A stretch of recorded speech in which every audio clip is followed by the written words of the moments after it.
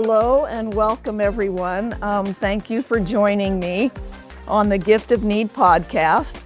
I'm Jude DeMeglio-Trang. This podcast explores the often overlooked power of human need and how it shapes behavior, relationships, and society. And it's born from my belief that our needs are not burdens, but are gifts. My guest today, I'm so excited, is Sam Quinones, investigative journalist, author, speaker. He's the author of Dreamland, the true tale of America's opiate epidemic, and which was a National Book Critics Circle Award for nonfiction and one of the best books of the year in 2015. And also, The Least of Us, True Tales of America and Hope in the Time of Fentanyl and Meth, which was long listed for the Andrew Carnegie Medal. Sam, so you're gifted involved in so many things. I can't list them all, so maybe I'll let you tell us a little bit about yourself and what you're currently up to.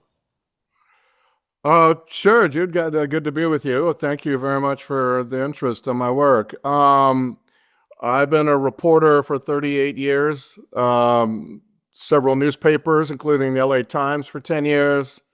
I lived in Mexico for 10 years, was a freelance writer. A lot of my career I've been freelancing, which I'm doing again. Kind of fits my personality, perhaps, more than working for a major corporation. I started out as a crime reporter, kind of always have considered myself a crime reporter, and at the Stockton Record in Stockton, California.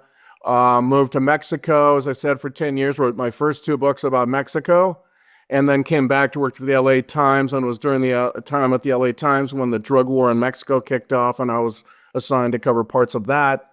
Very crazy, vicious, sadistic thing that I never saw when I was living in Mexico. And along the way, I began to wonder why it was that we were seeing an enormous increase in heroin seizures at the border. The DEA was reporting this, and I was like, why? Normally that means there's more heroin use, but I couldn't understand why that was. And so I began to write about heroin traffickers and why they would, and along the way, I wrote about this village in Mexico that it was a major part of my Dreamland book that you mentioned. And along the way, I began to realize that they had a new market for heroin, that heroin was a drug that I thought we had left behind in the 1970s, but sure enough, more and more people were using it. And as time went on, I was writing about this town and their manner of selling heroin retail, black tar heroin retail in many parts of America. I began to realize that the major reason why they had this new market was because of this opioid revolution and pain management in American medicine that had taken over. And doctors prescribing, drug companies pushing very hard to get doctors to prescribe prescription narcotic painkillers. The most famous of which is OxyContin by Purdue Pharma. But I knew nothing about that because I had been living in Mexico when that was going on, when that began, and I really wasn't paying attention to much in the United States during those years. And so I began to realize, there was this transformation, man. Everybody starts prescribing that. That led to the Dreamland book. Those two ideas, that heroin from Mexico and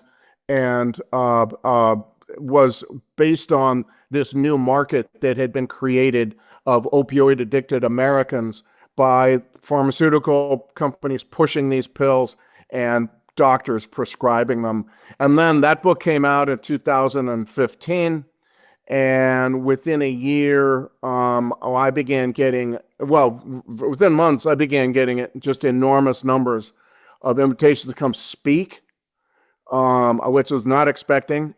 And it almost doubled every year for the next several years. And I just ended up doing like 265 speeches, I think, all across the country. Oh. In a 4.5-year period. It was remarkable, stunning to us in our family, and so that was. But then along the way, just to finish up the story, along the way, I began to realize that the story I had just written in Dreamland was itself changing, and it was now the opioid painkiller, prescription pain pills were being replaced by synthetic drugs out of Mexico, which itself was a revolution because most Mexican drug traffickers, when I was in Mexico, Mexican drug traffickers were basically farmers, ranchers, people tied to the land. And now here they were making synthetic drugs, meaning drugs with only chemicals involved, no plants. And that began to happen. And you saw it first, really, the first drug was really methamphetamine, but then fentanyl as the opioid thing took hold. And that became the basis of my second book, The Least of Us. Yes, and I am really familiar, sadly, with the black tar heroin thing. We became acquainted after you released Dreamland in 2015. I sent you an email thanking you because it was a year after my son died from an accidental heroin overdose. And I had started writing a memoir taken from the journal that my husband John and I kept for the year following his death, which was called Opiate Nation. That was our true tale. There was so much silence at that time, in 2014, really, surrounding opioid addiction. Nobody talked about the kids at his school who had died from overdoses. Their funerals were kept private. And I was just so relieved when Dreamland came out to know that we weren't alone, that if our son wasn't unique, he wasn't a bad person. He was a young teen who seemingly out of the blue became a heroin addict. And your book was the first documentation of how this American nightmare really began. I'd like to talk about your latest book, The Least of Us, True Tales of America and Hope in the Time of Fentanyl and Meth. In it, you describe a new reality created by fentanyl and methamphetamine as a backdrop to tell tales of many Americans' quiet strengths to reclaim their communities through simple acts of helping the vulnerable. It's a need we all have, community. And I'd like to focus on that part today. Why are communities so important? Well, first of all, let me back up real quick. When I was writing Dreamland, I encountered exactly what you just described, which was a national silence, particularly among middle-class families. No one wanted to talk about it.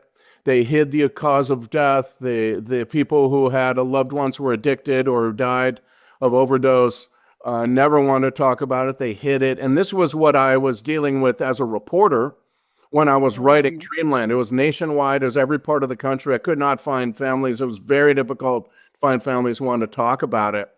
Yep. And that ended then when I watched it end as as Dreamland came out, and more people like yourselves took the courage understood that they were not alone, understood this was not rare, that this was nationwide, in fact, and that allowed for all kinds of changes to take place in terms of budget priorities, awareness, et cetera, all these kinds of things, lawsuits against drug companies. When I turned my book in, Dreamland in, there was 3 lawsuits against drug companies. And then within a year or two, it was hundreds, and after a while, it was 3,000.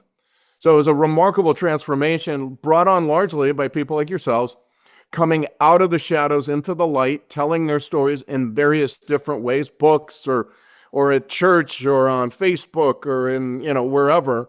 And it really was a remarkable thing to watch. And I lived it. I had lived it pre-publication of Dreamland. I was like wandering around America and trying to figure out why no one wanted to talk about this because it was everywhere. And then after that, after the book came out, it was just remarkable to watch. And that's why so many speaking engagements, so many speaking invitations came my way, is because people were now like, oh, we need to talk about, we need to let's educate people. So it was a really remarkable thing. I would say during the Dreamland book, I began to realize the community aspect to this story, which is not just in the fentanyl and meth part, it's really in the whole story of opioid addiction and of, OxyContin and heroin as well. And I think we have always, as human beings, we have always, community is a desirable thing, but, and that means, a kind of a connection to people around you that is daily or semi daily, and just, neighborhoods and houses of worship and businesses and all that, that really brings people together. It is a desirable, but it's also absolutely necessary, because we would not, one of the things that has allowed human beings to become the dominant mammal on the face of the earth is precisely that need for community, it seems to me. And so that is really, and what I think happened in the United States is that we shredded that. We turned our back on that. We're so prosperous, we figured we didn't need it anymore. And that's I don't want to hang out with those people. They don't vote like I do. They don't have the same perspective. I don't like them. Whatever, all kinds of reasons. And we kind of retreated indoors, away from the public spaces, to our great detriment. Isolated ourselves.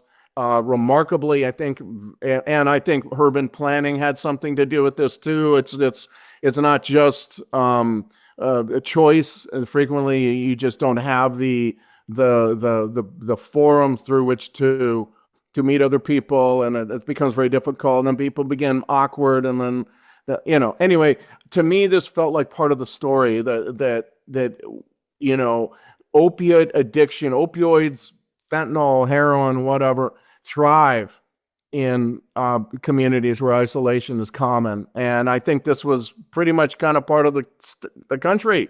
It was very hard to find places where this was not a problem, and where people didn't spend a lot of time outside. I frequently, when I speak, would talk about how I grew up in Southern California. We were outside from after school until, well, my mother was from Iowa. She brought with her to Southern California a farm belt, and every afternoon at 6 or so, 6:30 roughly, she'd walk out to the curb and ring the farm bell because her boys, she didn't know where her boys were, but one place they weren't going to be was inside the house on a Southern California. Exactly. Right. So, and you go back to that same block where I've been many a time, and since moving back to Southern California after Mexico. And there's nobody on that street. There's nobody at there's a beautiful, very significantly sized park with every amenity you would ever want for kids. Basketball, a little wading pool, playground, baseball fields.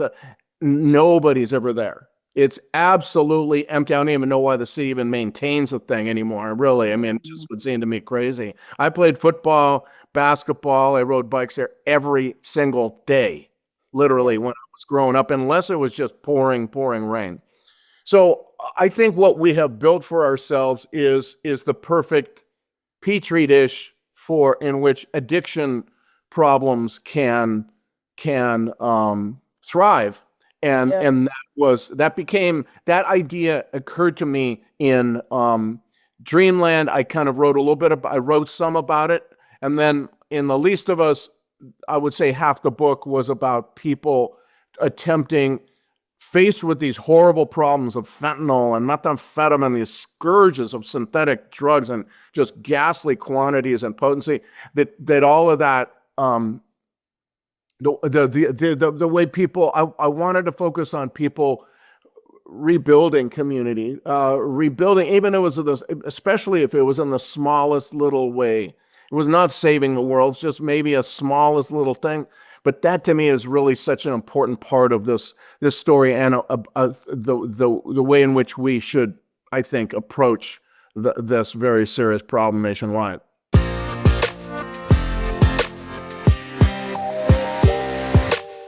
Well, sad to say, our family was part of that isolation thing. We moved from Birmingham, where my husband was a professor, back to the West because we wanted to be closer to family and stuff. And we bought a house in the wealthy area of town in the foothills in Arizona. We had 3 acres. We were not on a neighborhood street. we couldn't see anybody from our house. We were in a area, but it was not. And I remember John Life when he was young saying, "How come we can't live on a normal street where there's kids?" And we didn't. And how do you think that's the supply of illicit drugs from China and Mexico overlay onto this scenario of isolation on our whole culture? No, I would say let me get to that in a minute, but I would say there's one Okay. other thing. Not only is it just isolation, we have also allowed to proliferate an economy of legally addictive crud too. And gambling apps would be the most prominent recent example of this. But of course, video games, pornography, social media. I mean, forget about it. You could go on and on. I think about the damaging effects on kids by social media. Hyperpotent marijuana now legalized. There's fast food, sugar. All these things are allowed to be sold almost without limit. Mhm. And all of these things have a very damaging, addictive propensity that is now, of course, legal. And so, on top of the isolation, you get this addictive economy that we have really, really not done anything to rein in. I mean, if you could watch the gambling app ads, I just think it's appalling what they're being allowed to say and promote. And ESPN's basically doesn't mention a game without mentioning the over-under and all that stuff, which I frankly don't even understand. But it's all about gambling, Right. gambling, and every sports guy who's made millions still thinks he needs to publicize these gambling apps. I think it's appalling. But all of that is also part of this story because we have allowed these to proliferate these products that are legal, that are addictive, and then made more so. I mean, the cup of coffee became the foot tall frappuccino with sugar, fat, and caffeine, all now and sold on every street corner, every downtown in America. So you have all of that. You have Facebook, you have a lot of different things. You could go on quite a long time, it seems to me, about the addictive nature of certain aspects of our economy. Pornography, as I mentioned, that kind of thing. And then on top of this, you get an enormous new supply trampolining on the market that was created by enormous supplies of opioid painkillers like OxyContin and Vicodin, and the whole idea that doctors now had to prescribe these things. And this was the way we cured, pain, eradicated pain, is with one pill for every person who was in pain. Every pain patient got the same pill, no matter what the background of that person was. And then so you create this enormous opioid addicted population of Americans. And then you have Mexican traffickers figuring out, first of all, they figuring out that the plant-based drugs that they once grew are actually not terribly profitable and more risky. And it's far better, in their view, to transition to synthetic drugs, meaning drugs made only with chemicals. Right. And so you get methamphetamine first, and methamphetamine, why is it better to make your own drugs instead of grow them? Because you don't need land, you don't need sunlight, you don't need irrigation, you don't need farmers. You reduce the supply chain of people dramatically, meaning less risk. There's no growing marijuana out in the big plantation where all the helicopters can see it. On and on. There's no seasons anymore. All that really matters now is not land. What it matters is connection to or access to shipping ports, control of shipping ports, because through shipping ports you get access to world chemical markets. You can get all the ingredients you would ever need, and that is really what began to happen in Mexico, little by little, but certainly by 2009-10 with methamphetamine. And then later, a few years later, With fentanyl, they began to realize we can make this stuff. They had already been making methamphetamine for about at least 15 years by then. And then all of a sudden comes along fentanyl. They discover fentanyl, which is a thing I write about. How they did that, I write about in the book, The Least of Us. And all of a sudden you get these supplies. This is the main transformation. You get supplies of both of these drugs that are just staggering, unbelievable quantity. Like methamphetamine, for example, is a perfect example because we know that we have pricing history for methamphetamine that's pretty much nationwide. Some areas never had any meth to speak of at all New England, for example. The Miami area, I understand, never really had it. Cocaine was but in other parts of the country, we have a lot of it. And what begins to happen is the Mexicans begin to make unrestricted quantities of methamphetamine. There is that the price, they cover the country gradually, beginning by 2008, 9, 10, 11. They gradually march across the country, and the methamphetamine reaches into New England. At the same time they cover the country, they drop, the price collapses. So it's an amazing idea that you would cover the country with one illegal substance and the price would collapse by 80 to 90%. Wherever I go, the price drop is 80 to 90% in when this new methamphetamine comes out of Mexico. What's more, the purity is unprecedented. It's no longer 60% meth when the meth cooks used to make it. It's now 95% meth, maybe 5% adulterant, right? Wow. And so you're getting all of this going at the same time. And then they figure out fentanyl.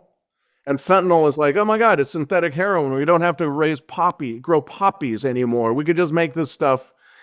And the supplies of both of these things really marketed together, sold more or less together nationwide, sometimes fentanyl put into methamphetamine, sometimes, and largely at the local level. I don't think those Mexicans were doing that so much until much later, but in fentanyl and the cocaine, there's so much fentanyl that they're putting it in different drugs to boost it, but then that addicts people. And so you get this enormous quantities of supply. And to me, that is the story. It's a supply-driven story, and it destroys people, and it destroys neighborhoods, and makes it and counties are just buckling under child protective services, county hospitals, jails, courts, on and on, coroner's offices, all that just buckle under the weight of all this.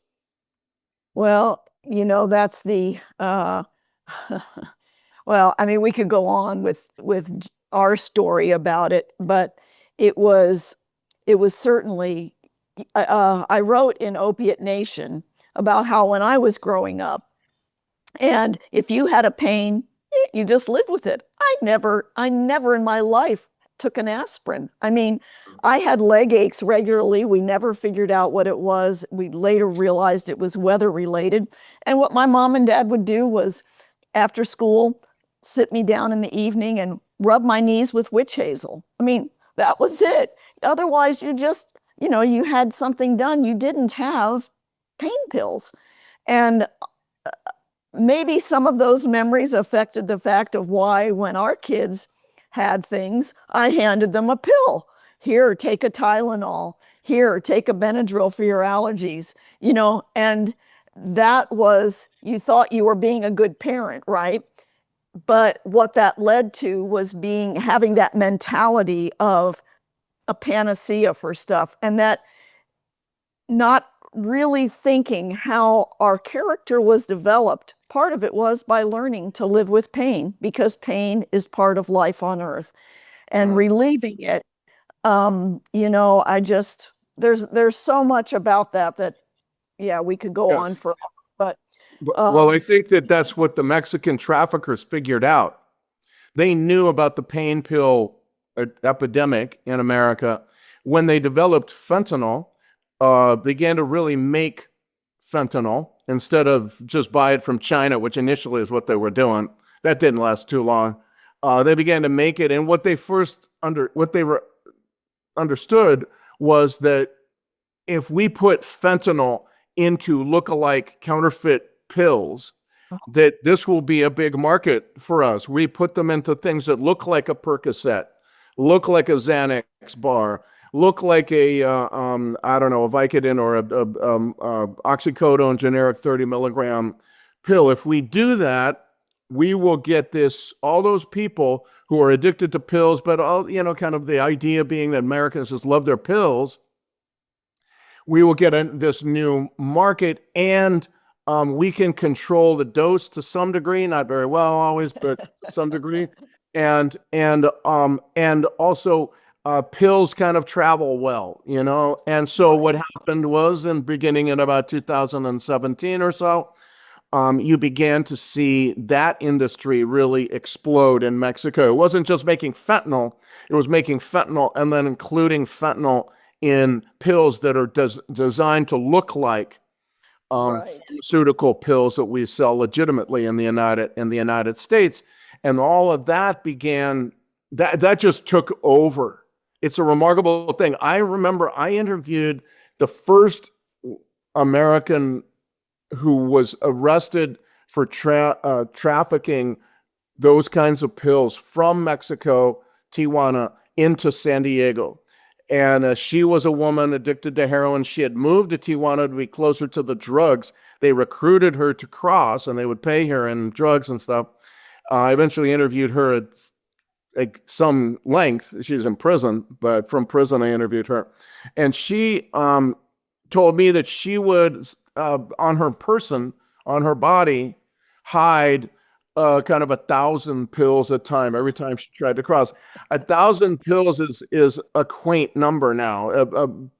Routinely, border folks and DEA and what are taking down seizures of hundreds of thousands of pills at a time. I was just looking on Twitter about 20 minutes before I talk with you about the latest seizures out in Nogales, the border crossing.